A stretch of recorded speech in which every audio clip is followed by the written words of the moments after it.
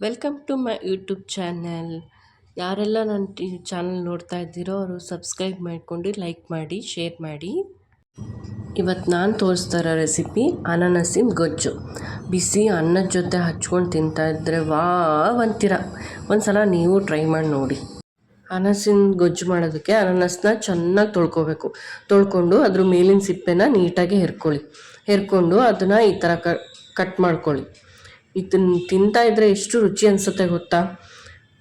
ತಿಂತಾ ಇದ್ರೆ ತಿಂತಾನೇ ಇರಬೇಕು ಅನಿಸುತ್ತೆ. ಒಣಮೆಣ್ಸಿನ್ಕಾಯಿ ಅದನ್ನು ಒಂದು 10 ತೊಗೊಂಡಿದ್ದೀವಿ. ಅದನ್ನು ಒಂದು ಸ್ವಲ್ಪ ಬಿಸಿ ಆಗೋ ತನಕ ಹುರ್ಕೊಳ್ಳಿ. ಅದಾದಮೇಲೆ ಸ್ಟವ್ ಆಫ್ ಮಾಡಿಬಿಟ್ಟು ಬೆಳ್ಳುಳ್ಳಿ, ಸಾಸಿವೆ, ಜೀರಿಗೆ, ಕಾಳುಮೆಣಸು, ಕರಿಬೇವು ಹಾಕಿ ಅದನ್ನು ಚೆನ್ನಾಗಿ ಮಿಕ್ಸ್ ಮಾಡ್ಕೊಳ್ಳಿ. ಅದು ಸ್ವಲ್ಪ ತಣ್ಣಗಾದ್ಮೇಲೆ ಮಿಕ್ಸಿ ಜಾರಿಗೆ ಹಾಕ್ಕೊಂಡು ಸ್ವಲ್ಪ ಪುಡಿ ಮಾಡ್ಕೊಳ್ಳಿ ಸಾಕು. ಆಮೇಲೆ ಉಪ್ಪು ಹಾಕ್ಕೊಳ್ಳಿ. ನಿಮಗೆ ಎಷ್ಟು ಬೇಕೋ ರುಚಿಗೆ ತಕ್ಕಷ್ಟು ಉಪ್ಪು ಹಾಕ್ಕೊಳ್ಳಿ.